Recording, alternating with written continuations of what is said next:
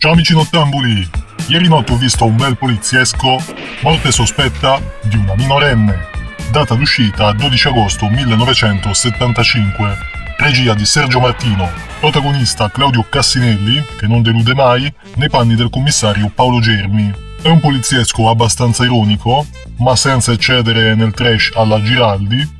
Un'ironia data principalmente da Germi, che è molto simpatico, ad esempio con il tormentone degli occhiali rotti. Germi tra l'altro assomiglia tantissimo ad un altro commissario fuori dagli schemi, interpretato sempre da Cassinelli, e visto appena qualche mese prima, il commissario Matteo Rolandi, del film La polizia ha le mani legate, uscito nel marzo 75 e diretto da Luciano Ercoli.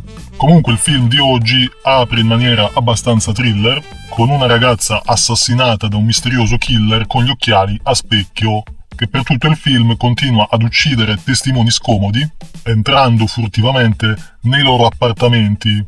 Il killer è interpretato da Roberto Posse ed è grazie a questo personaggio che il film ha queste incursioni nel thriller, ma l'ossatura della trama è da poliziesco classico. Diciamo che Sergio Martino ha usato la sua esperienza nel thriller per usarla nel nuovo genere poliziesco alla Merli, che sarebbe nato proprio nel 75.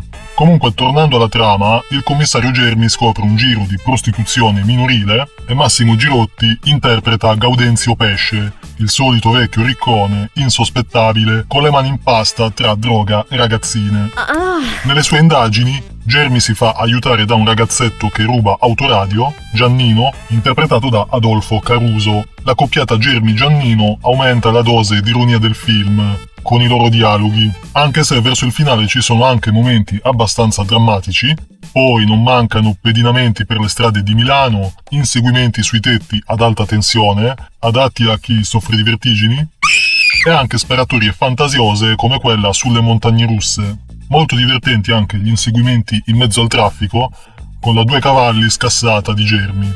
Tra le attrici c'è Lia Tanzi, nei panni di una prostituta, attrice già utilizzata da Martino nello stesso ruolo, per un suo poliziesco più vecchio, che era Milano Trema, La polizia vuole giustizia, del 73. Mel Ferrer fa la parte del questore antipatico che bacchetta Germi. Insomma, un film divertentissimo, Sergio Martino riesce a dare un buon ritmo dall'inizio alla fine. Se vi piace il poliziesco è assolutamente da non perdere. Disponibile in DVD e Blu-ray. Anche per questa volta è tutto, se volete iscrivetevi, se non fate come vi pare ci sentiamo alla prossima. Ciao amici nottambuli!